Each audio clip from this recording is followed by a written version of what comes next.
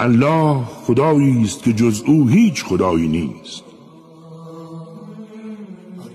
زنده و پاینده و آگاه است. هیچ خواب سبک و سنگینی او را فرا نمیگیرد و آنچه در آسمان ها و زمین است از آن اوست. پس کیست که بتواند بدون اجازه اش شفاعت کند؟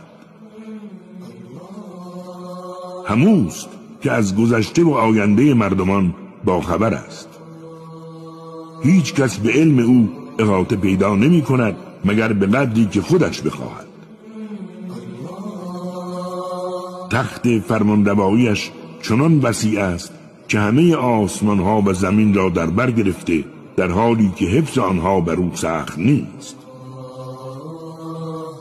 و خداوند بلند مرتبه و بزرگ است.